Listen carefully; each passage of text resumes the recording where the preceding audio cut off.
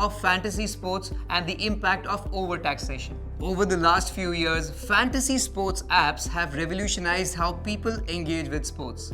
These apps provide a platform for users to create their virtual teams by selecting players from both competing teams and scoring points based on the player's performance in real-life sports events. The industry has become a medium for players to showcase and live their passion for sports. Real money gaming, that is RMG. A substantial part of the online gaming ecosystem, including fantasy sports, comprised 82.8% of the market share in FY23, with over 400 RMG startups. Industry estimates this subsegment to contribute around 6,500 crore to 6,800 crore rupees as direct tax revenue and 75,000 crore to 76,000 crore rupees as indirect tax revenue, or GST, to the exchequer between FY24 and FY28. Fantasy sports platforms have also become a cultural catalyst, introducing fans to sports beyond the conventional cricket spectrum.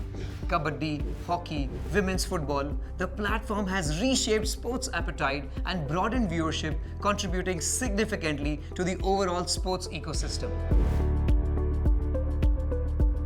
However, this burgeoning industry is staring at a challenging future.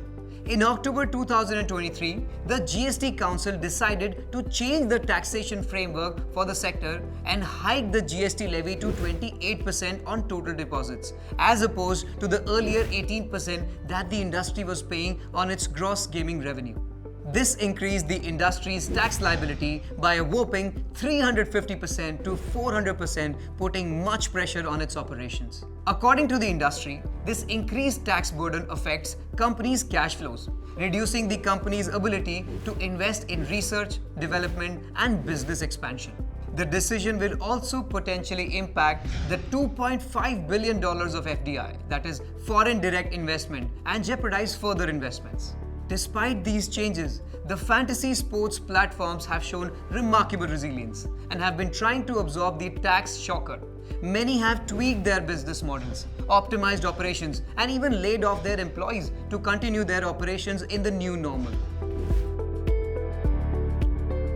But even before the industry could adjust to this new regime, the Directorate General of GST Intelligence, or DGGI, issued tax notices to almost 40 online gaming companies, including the fantasy sports platforms, making retrospective tax demands of over 1 lakh crore rupees. This poses an existential challenge for the industry as the tax demands are almost 7 times the total revenue of these companies, and there is no way any of the companies can meet the demand. What's also important to note is that in the absence of a legitimate industry, the users will fall prey to illegal offshore betting platforms, masquerading as fantasy sports platforms. It is therefore imperative that the government takes a rational view on taxation and comes up with a solution that bodes well for the users, the industry, and the government.